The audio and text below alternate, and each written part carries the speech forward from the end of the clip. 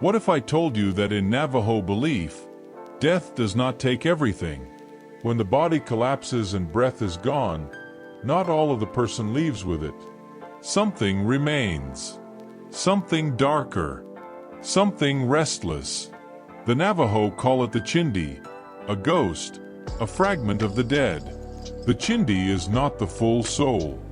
It is only the worst of what lived inside a person. The anger, the jealousy, the bitterness that poisoned their heart. When death arrives, the good moves on, but the dark lingers. It takes form. It becomes the Chindi. This belief shaped everyday Navajo life. Dying inside a house was dangerous. If someone passed away indoors, their Chindi would be trapped in the walls forever. The house would never be safe again. The only choice was to abandon it. Better to lose a home than to share it with a restless ghost. That's why many preferred to die outside, under the desert sky, so the Chindi could scatter in the wind instead of poisoning the place where their family lived. Think about this. Every home, every death, every word spoken after someone passed carried the weight of the Chindi. Families grieved, yes, but they also feared what shadow might have been left behind. Because with every death came the same question: what will remain of this person? A memory or a curse? But here's what no one expected. The Chindi is not always tied to places. Sometimes it follows people. The Navajo tell stories of the Chindi clinging to family members, rivals, or enemies of the dead. It remembers grudges. It remembers pain. And it takes revenge. At first, you notice small misfortunes. A tool breaks. Dreams grow uneasy. The air feels heavy. Then the body weakens. Sleep no longer restores. You feel watched, even when you are alone. This is the touch of the Chindi. This is why the Navajo avoid speaking the names of the dead. To call them is to invite their Chindi back. Better to leave the name in silence than to risk awakening the shadow. So the next time you feel the desert wind shift, or wake from a dream that clings like smoke, remember the Navajo warning. Death is not the end. Sometimes, it is only the beginning of a shadow. The Chindi. The Chindi is not a soul seeking peace. It is the part of a person that cannot let go.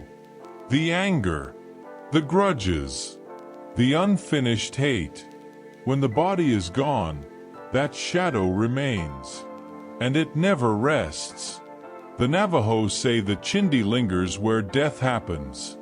If someone dies in the desert, their Chindi wanders the sand. If they die in a canyon, the echo of their shadow haunts the stone. And if they die in a house, that house is lost forever. The Chindi seeps into the walls, staining the place with misfortune. No ritual can wash it clean. The only answer is abandonment. But sometimes, families refuse to leave. They stayed in homes where death had come, and then the misfortunes began. Children fell sick. Animals weakened. Food spoiled too quickly. Accidents happened one after another. The Navajos say this is the Chindi's curse, punishing those who ignore its presence. But here's the terrifying part. The Chindi is not always tied to one place. Sometimes, it follows people. The Navajo believe a Chindi can cling to those closest to the dead. A widow, a son, even an enemy. It carries grudges beyond the grave, and it does not forgive. Those who feel its presence speak of being watched, not by a body, not by a voice, but by a shadow that moves like smoke in the corner of the eye. The Chindi's touch is not always seen. It is felt. The Navajo call it ghost sickness. It begins with bad dreams. visions of the dead, shadows that whisper in sleep. Then the body weakens, hunger fades, fever rises, a slow wasting away without clear cause. Doctors cannot cure it. Only rituals of balance may help, and sometimes even they fail. This is why the Navajo rarely speak the names of the dead. To say the name is to call the Chindi closer. Better silence than risk. Better memory unspoken than shadow awakened. The Chindi is not only a ghost. It is a reminder that even death does not erase who we are. Every anger, every cruelty, every shadow we create in life may linger after us. And for the Navajo, that shadow has a name. The ghost that never rests.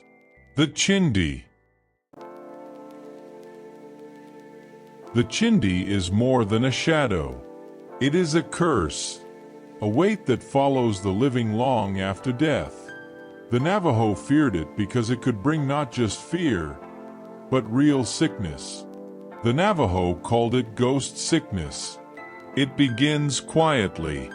Strange dreams, nightmares filled with the dead, whispers in the night that no one else hears. Then the body begins to change. Appetite fades. Strength drains away. Fever rises without cause. The victim grows weaker day by day, until nothing is left but exhaustion and despair. No herb, no doctor, no ordinary cure could stop it, because the sickness was not in the body, it was in the spirit. But here's the part no one expected. Ghost sickness could spread. A single Chindi could weaken not only one person, but entire families. The sickness moved like smoke. It touched children, parents, even neighbors. One by one, they wasted away. This is why the Navajo treated the presence of death with such caution.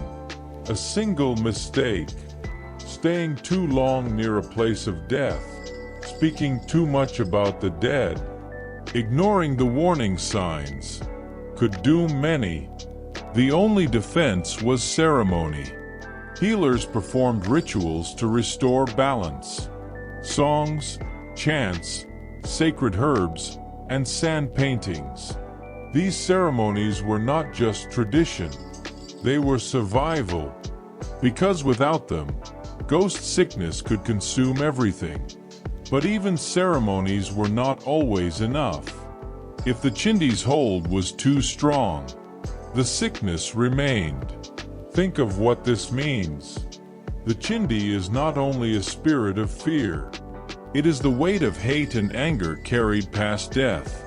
It poisons not only the person who dies, but the ones who live after. It is a reminder that our shadows do not vanish when we do. They may live on, haunting those who come after us. The curse of the Chindi is not just a story. It is a warning that the darkness we carry in life may outlive us. And the Navajo remind us, what we do in this life shapes what remains in the next. For some, peace. For others, only a curse. Only the Chindi. The Chindi is not like other spirits. It does not comfort. It does not guide. It only lingers. It is the shadow of a person's worst parts. The anger they carried. The grudges they refused to release. The bitterness they never let go. When the body dies, that shadow remains.